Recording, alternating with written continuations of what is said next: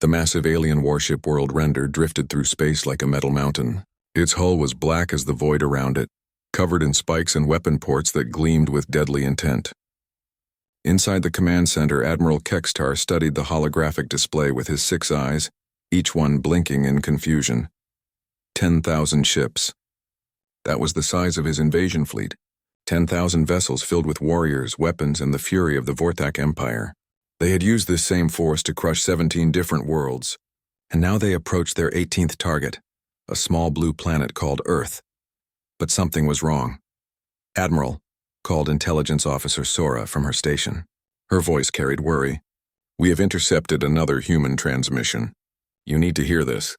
Kextar turned his massive head toward her.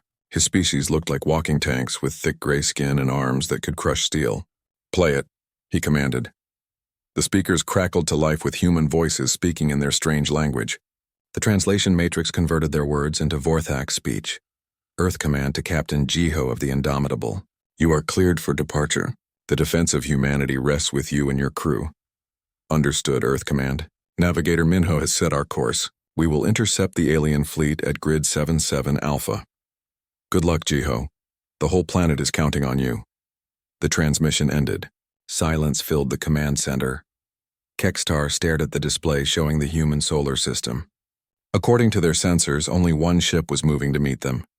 "One single vessel against 10,000, are they insane?" growled Subcommander Heron, her claws clicking against her control panel.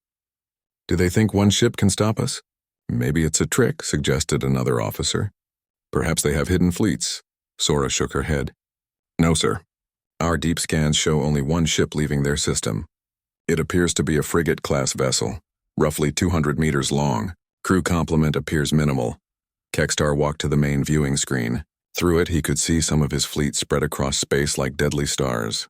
Each ship was a weapon of war built for one purpose: conquest. "Show me this human ship," he ordered.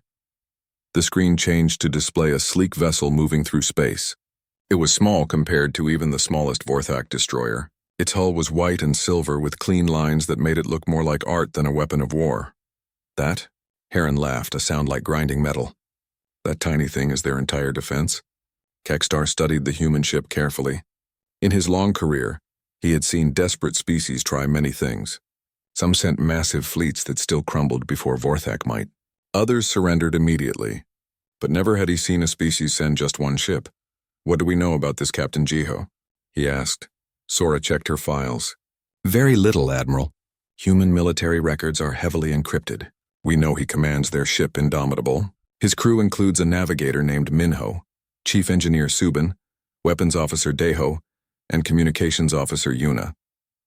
5 names for a crew that should have hundreds, Kextar muttered. "This makes no sense." He turned to face his officers. "In our conquest of 17 worlds, what have we learned?" "That fear is the greatest weapon," Heron replied immediately. "Correct. Every species we have encountered understood the mathematics of war. When faced with overwhelming force, they either fled or surrendered. But these humans," he gestured at the screen, "they send one ship with 5 crew members. Why?" "Perhaps they are simply stupid," suggested the weapons officer. "Or perhaps they know something we do not," Sora said quietly. Kextar looked at her sharply. "Explain." Sora hesitated, then activated her personal display. "I have been studying human broadcasts, trying to understand their culture. Most of their transmissions make sense: entertainment, news, communications. But there are references to something called Project Yamato Protocol. The references are brief and coded." "What kind of references?" "Military officials speaking in private. Scientists discussing the discovery beyond Pluto. Engineers mentioning integration protocols. And most strange of all, religious leaders talking about humanity's inheritance." The command center fell silent. Kextar had not reached his position by ignoring strange details. Something about this felt wrong. "Could this protocol be a super weapon?" asked Heron. "Possible," Sora replied. "But if humans had such a weapon, why not build more ships? Why send only one?" Meanwhile, millions of kilometers away aboard the human ship Indomitable, Captain Jiho stood on his small bridge. He was a man of average height with calm eyes and steady hands. His uniform was simple and clean, marked only with captain's insignia. "Subin, how are our systems?" he asked his chief engineer. Subin looked up from her console. She was young for such an important position, but her fingers moved across the controls with expert precision. All systems optimal, Captain. The integration is complete. Minho, our position? Navigator Minho was a thin man with sharp features who seemed to see patterns others missed. We are on course to intercept the alien fleet in 6 hours, 17 minutes. Their formation suggests they expect traditional combat. And our crew status, Yuna? Jiho asked. Communications officer Yuna was monitoring dozens of channels at once. Her equipment looked far more advanced than anything the Vorthax had seen in human broadcasts. All 50 crew members report ready, Captain. Earth Command confirms final authorization codes received. Weapons Officer Deho spoke without looking up from his station. He was a quiet man whose calm manner hid years of military training. Weapon systems show green across all boards. We are ready for whatever comes. Jiho nodded and walked to his captain's chair. It was a simple seat, but somehow it seemed to fit him perfectly. Then we wait, he said. Soon the Vorthax will learn why Earth sent only one ship. He touched a control on his armrest. Shipwide announcement. This is Captain Jiho. In a few hours, we will meet an alien fleet that has destroyed 17 civilizations. They expect us to fear them. They expect us to run. They do not understand what we have become. His voice carried throughout the ship, reaching all 50 crew members at their stations. We are no longer just human. We carry the responsibility of our entire species and the memory of those who came before us. Today we show the galaxy that humanity has earned its place among the stars. The transmission ended. In the silence that followed, the Indomitable continued its course toward 10,000 enemy ships, carrying secrets that would change the balance of power in the galaxy forever.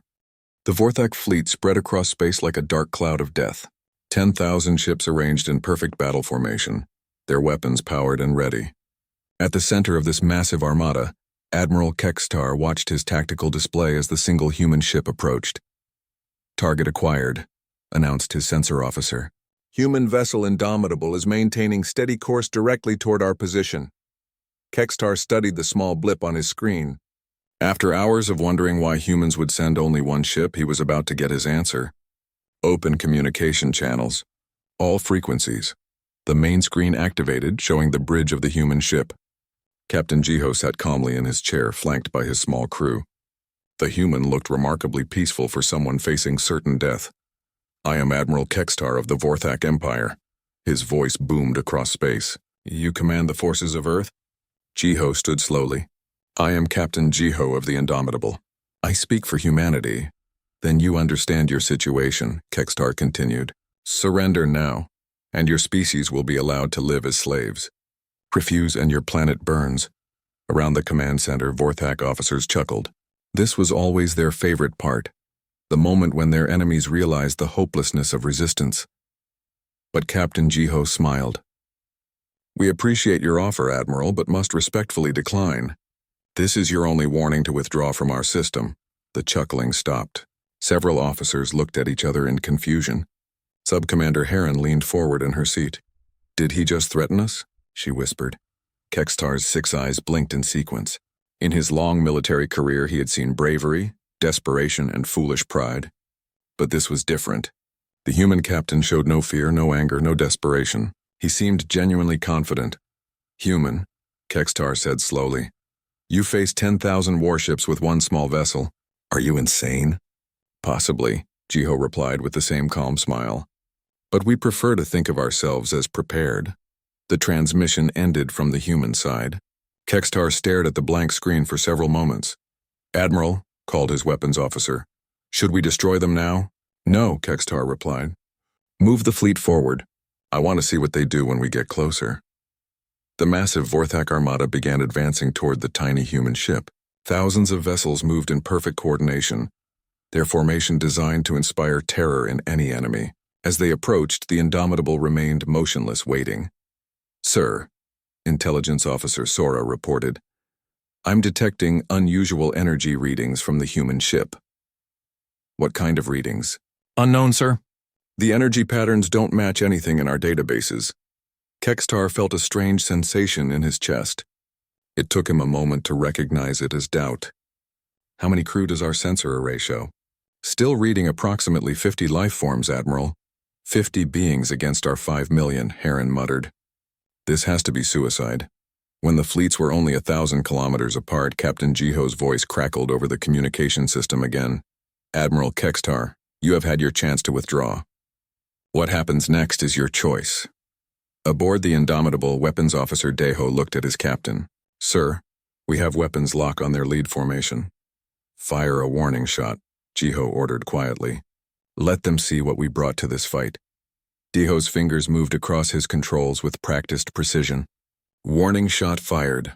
From the Indomitable came a beam of pure white light. It was beautiful, like a star being born. The beam crossed the space between fleets in seconds and struck 3 Vorthak destroyers in the front line.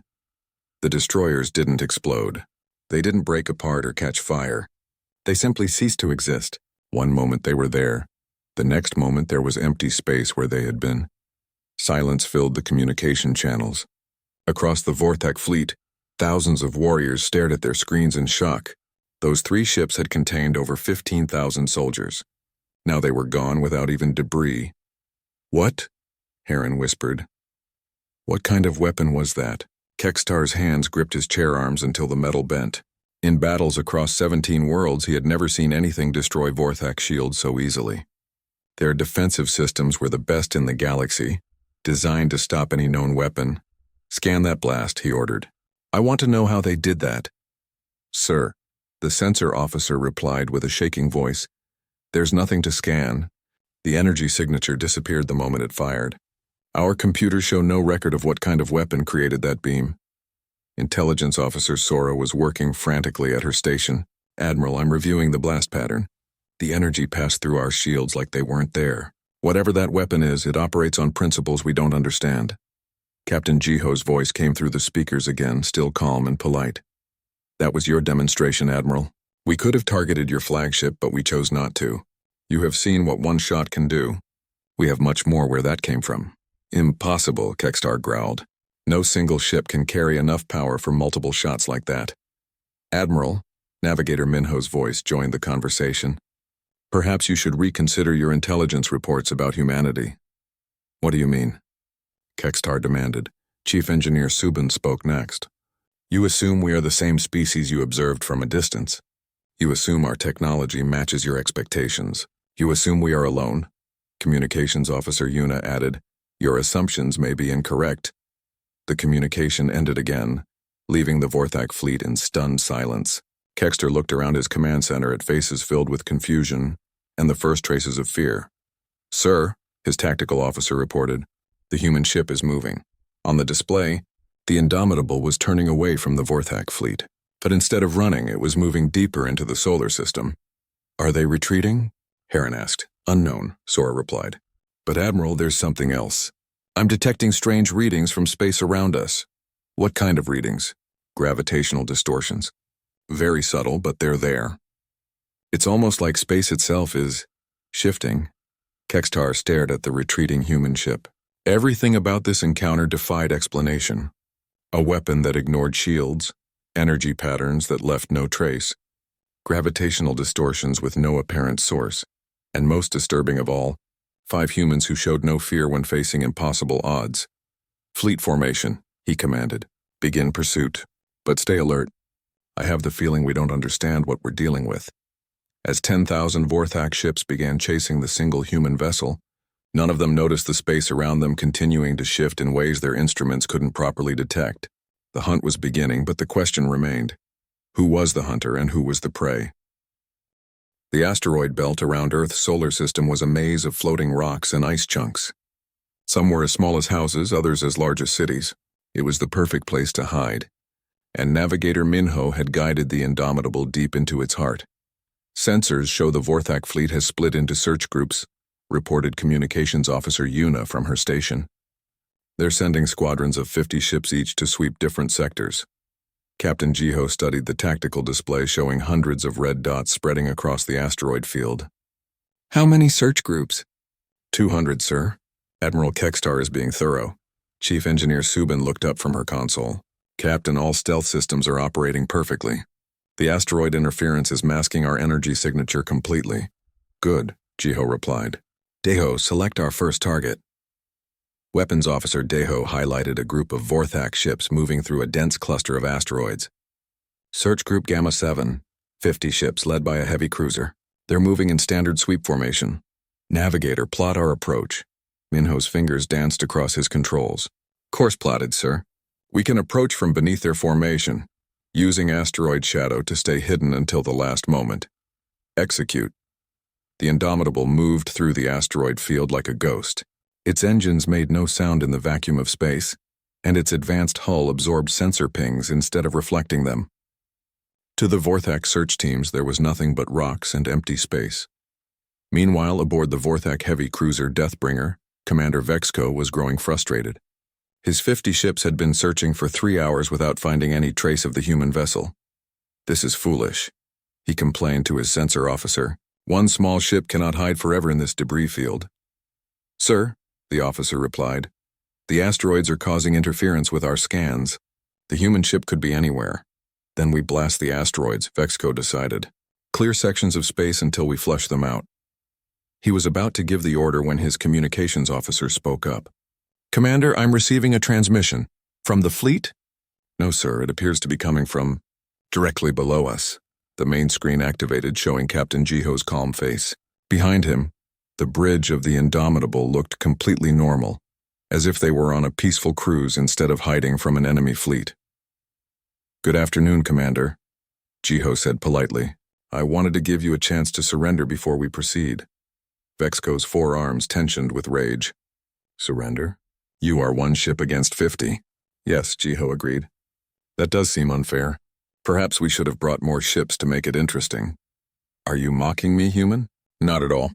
I'm simply pointing out that numbers don't always determine the outcome of a battle. Vexco was about to respond when his sensor officer suddenly screamed. Commander, energy spiked directly beneath us. The Indomitable appeared from behind a large asteroid like a striking snake, but something was wrong with how it moved. The ship seemed to flicker, appearing in 3 different positions at once before solidifying directly under the Vorthak formation. All weapons, fire, Vexco commanded. 50 Vorthak ships unleashed their weapons at the single human vessel. Plasma bolts, particle beams, and missile swarms filled space with deadly light. It was enough firepower to destroy a small moon. But the weapons passed through empty space. The Indomitable wasn't there anymore. Where did they go? Vexco demanded. Sir, his sensor officer replied with a trembling voice. They're everywhere. The tactical display showed something impossible. The single human ship appeared to be in 12 different locations at once, surrounding the Vorthak formation. Each image looked solid and real. Which one is the real ship? Vexco shouted. I don't know, sir. They all show the same energy signatures. From every direction, the same white beam that had destroyed 3 destroyers earlier began firing. But now there were 12 beams, each one striking a different Vorthak ship. In seconds, 12 vessels simply vanished from existence. The remaining Vorthak ships opened fire in all directions, trying to hit the multiple human ships. But their weapons hit nothing but empty space and asteroid debris. This is impossible, Vexco screamed. One ship cannot be in 12 places at once. His answer came from Captain Jiho's voice, somehow speaking from all around them at the same time. You're right, Commander. One ship can't be in 12 places at once. But our ship isn't limited by your understanding of physics. More white beams fired. More Vorthak ships disappeared. In less than 5 minutes, Search Group Gamma 7 was completely destroyed. Only empty space and floating asteroids remained. Back on the world render, Admiral Kextar watched his tactical display in horror as 50 red dots winked out of existence one by one. What happened to Search Group Gamma 7? He demanded. Intelligence Officer Sora was frantically checking her instruments. Sir, we lost contact with Commander Vexco's group 4 minutes ago. Last transmission showed them engaging the human ship. And now? Now. There's nothing. No ships, no debris, no distress signals. They're simply gone. Sub-Commander Heron leaned forward in her chair. All 50 ships? Yes, ma'am. Complete loss. Kextar studied the asteroid field on his display. Somewhere in that maze of rocks, one small human ship was making his mighty fleet disappear. Order all search groups to maintain contact with each other. No group moves alone. Sir, his communications officer reported. We're losing contact with Search Group Delta 12. Another section of red dots began disappearing from the tactical display. Then Search Group Alpha 9 went silent. Then Beta 15, how are they moving so fast? Heron whispered. Even if they could destroy our ships instantly, they shouldn't be able to travel between search groups so quickly. Sora was reviewing sensor data from the destroyed search groups. Admiral, I'm seeing something strange in the recordings from Gamma 7's last moments. Show me. The main screen displayed the final sensor logs from the destroyed search group. The footage showed the human ship appearing in multiple locations simultaneously. That's impossible, Kextar growled. Technology doesn't work that way, sir, Sora replied quietly. Perhaps our understanding of technology is limited. Aboard the Indomitable, Chief Engineer Subin monitored her instruments as the ship moved through folded space toward their next target. The technology that powered their vessel was beyond anything the Vorthax had ever encountered. Engine efficiency holding steady, she reported. We can maintain this level of spatial displacement for several more hours. Navigator Minho plotted their next course. Target acquired. Search Group Alpha 3 heading through Sector 7. Distance? 12,000 kilometers. We can be there in 30 seconds. Captain Jiho nodded. Daiho, prepare weapons. Let's show these invaders what happens when they threaten Earth. The hunt continued. One by one, Vorthax search groups vanished from Admiral Kextar's tactical display. Each time, the same pattern emerged. The human ship would appear in multiple locations, destroy everything in sight, then disappear without a trace. By the end of the day, 3,000 Vorthax ships had simply ceased to exist, and the survivors were beginning to understand a terrifying truth. They weren't hunting the human ship. It was hunting them. Panic spread through the Vorthax fleet like poison in their veins. Admiral Kextar stood in his command center, watching his tactical display as more red dots disappeared.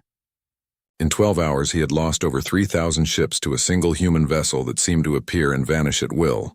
Sir, reported his communications officer, the third battle group is requesting permission to retreat to the edge of the system. Denied, Kextar growled. Though his voice lacked its usual confidence, we are the Vorthax Empire. We do not retreat from primitive species. But even as he spoke the words, doubt gnawed at his mind. Nothing about this battle made sense. How could one small ship destroy thousands of his vessels? How could it appear in multiple places at once? How could it simply vanish from their most advanced sensors? Intelligence Officer Sora was working frantically at her station, trying to find answers in the chaos of data streaming in from across the fleet. Admiral, I've discovered something about the human references to Project Yamato Protocol. Kextar turned toward her. Explain. I've been analyzing human communication patterns from before our arrival. The references go back several years, but they become more frequent after humans discovered something beyond their outermost planet. What kind of something? Sora hesitated. A derelict ship, sir. Apparently very old and very large. Human scientists studied it for months before they... She paused, checking her data again. Before they activated it. They activated an alien derelict? Sub-Commander Heron leaned forward. That's incredibly dangerous. Most species that find ancient technology destroy themselves trying to use it. Yes, ma'am. But according to intercepted transmissions, the humans didn't just study the technology. They were apparently chosen by it. The command center fell silent. Kextar felt something cold settle in his chest. Chosen how? The transmissions are unclear, but they reference tests and worthiness assessments. It appears the derelict ship was not simply abandoned. It was waiting. Waiting for what? For the right species to find it. Aboard the Indomitable, Communications Officer Yuna intercepted another burst of Vorthax communications. The alien fleet was becoming increasingly desperate, their transmissions filled with fear and confusion. Captain, she reported, Admiral Kextar is calling for reinforcements from other sectors. He's also trying to contact the Vorthax High Command. Captain Jiho nodded calmly. Any response? No, sir. It appears their communication networks are experiencing difficulties. Chief Engineer Subin smiled from her station. I may have had something to do with that. Their quantum communication arrays are remarkably easy to disrupt once you understand the underlying physics. Navigator Minho looked up from his controls. Sir, we're approaching Search Group Delta Prime. This is their largest remaining formation, 200 ships led by 3 battle cruisers. Their final gambit, Jiho observed. They're massing their remaining forces for one decisive battle. Shall we engage? Asked Weapons Officer Diho. Not yet. First, I think it's time Admiral Kexitar learned the truth about what they're facing. Jiho activated the ship-wide communication system. Yuna, open a channel to the entire Vorthak fleet. All frequencies, maximum power. Channel open, sir. Jiho stood and straightened his uniform. Admiral Kexitar, this is Captain Jiho. I believe it's time we had an honest conversation.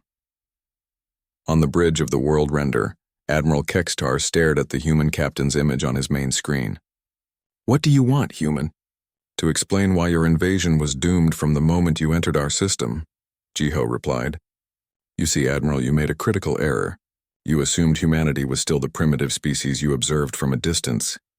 You are primitive, Kexitar snarled. One ship against 10,000 proves nothing. Actually, it proves everything, Jiho said calmly.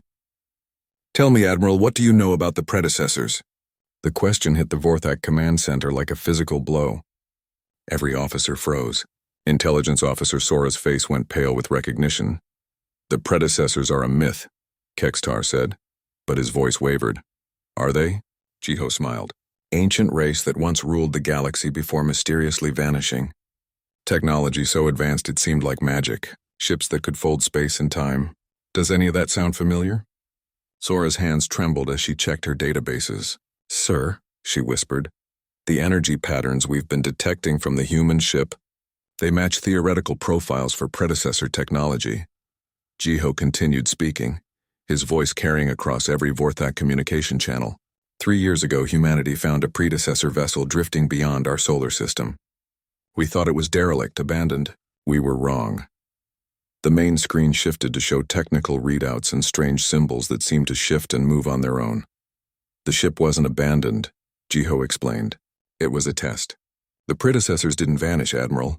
They transcended physical existence, but they left behind guardians, watchers, tests for species that might prove worthy of their inheritance. Impossible, Kexitar breathed. Humanity passed the test, Jiho continued.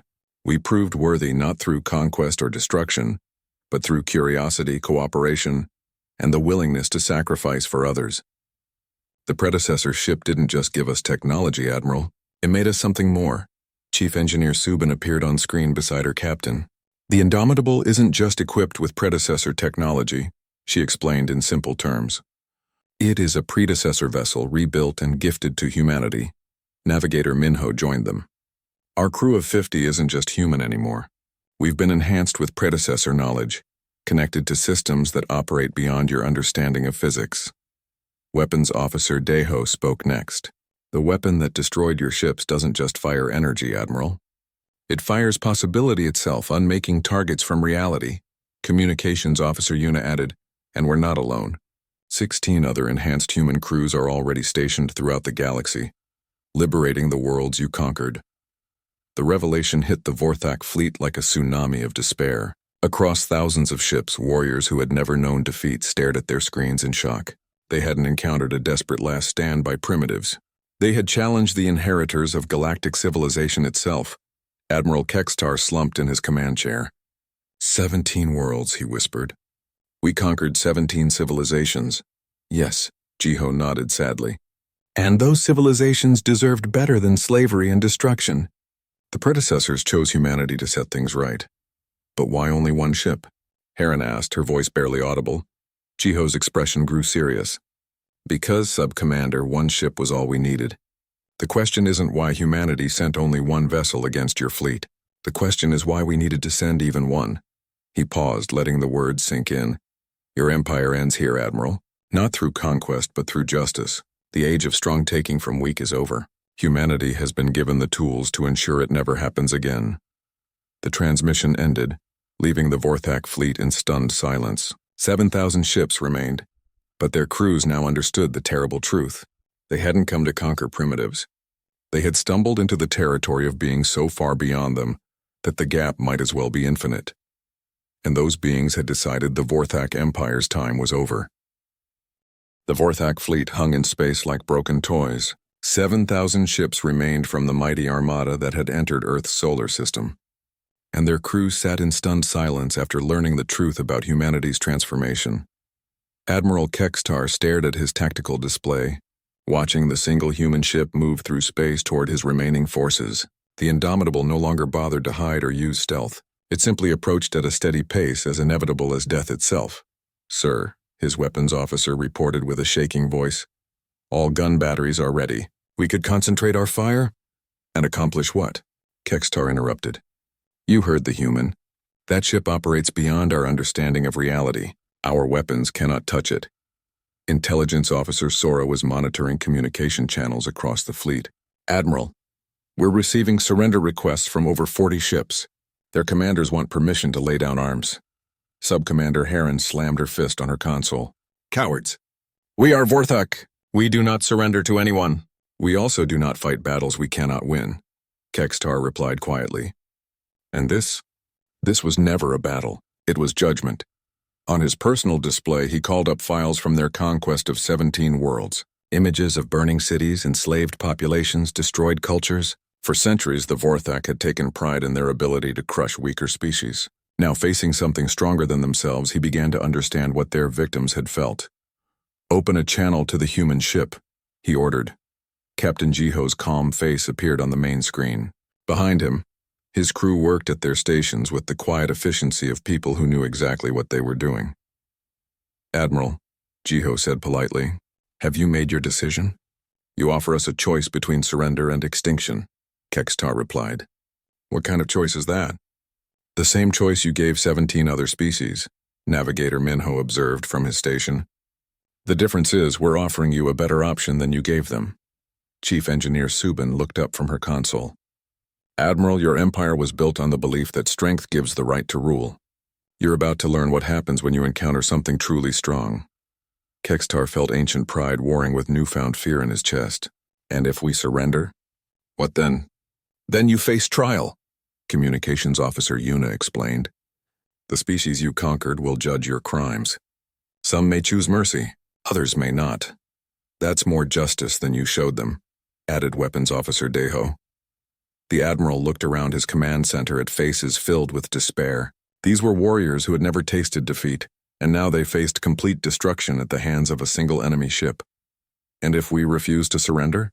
Captain Jiho's expression didn't change. "Then we complete our mission. The Vorthak Empire ends today, one way or another." Kextar closed the communication channel and turned to his officers. "I want honest opinions. Can we defeat them?" Sora spoke first. "No, sir. Their technology is thousands of years beyond ours. Fighting them would be like insects attacking a starship."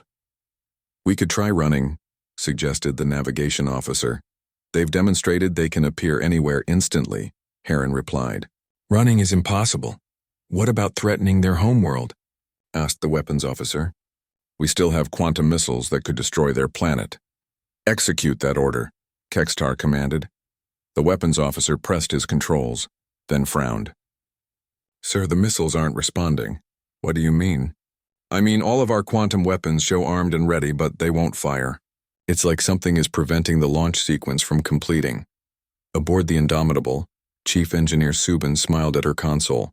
"Their weapon systems were surprisingly easy to hack once I understood their control protocols. All quantum weapons in their fleet are now offline." "Permanently?" asked Captain Jiho. "Until we decide to restore them, sir." "Well done. Unit, transmit our final terms to Admiral Kextar." The communication channel reopened. "Admiral," Jiho said, "your quantum weapons are no longer functional. This is your last opportunity to surrender with honor." Kextar stared at the human captain for long moments. Everything the Vorthak Empire had built, everything they had accomplished through strength and fear, was crumbling before beings who treated impossible technology as casually as breathing. "I refuse," he said finally. "If the Vorthak Empire must end, it will end in battle, not surrender." "As you wish," Jiho replied sadly. "All ships that wish to surrender should power down their weapons immediately. Those that choose to fight will be destroyed." Across the Vorthak fleet, nearly 2,000 ships suddenly went dark, their weapons powering down and their engines shutting off. Entire crews made the choice to surrender rather than die for their admiral's pride. That left 5,000 ships still under Kextar's command, including his massive flagship World Render. "All vessels," Kextar broadcasted to his remaining forces, "final attack formation. We die as warriors or not at all." The 5,000 ships arranged themselves in a tight sphere around the world render, every weapon aimed at the single human vessel approaching them. "Sir," reported Navigator Minho, "the remaining Vorthak ships are forming a defensive sphere. Classic last stand formation." "How poetic," Weapons Officer Deho observed. "They're using the same tactic their victims probably tried." Captain Jiho stood and straightened his uniform. "Admiral Kekstar has made his choice. Honor it." The Indomitable suddenly accelerated toward the Vorthak formation, but as it approached, something strange happened. The ship began to shimmer and fade, becoming translucent like a ghost. "All weapons fire," Kekstar commanded. 5,000 Vorthak ships unleashed everything they had. The space between the fleets filled with enough destructive energy to sterilize a solar system. Plasma beams, particle cannons, missile swarms, and exotic weapons created a storm of death that should have vaporized anything in its path. The weapons passed harmlessly through the Indomitable as if it weren't there. "Impossible," whispered Heron. "How can they be incorporeal?" Her answer came as the ghost-like human ship solidified directly in the center of their formation.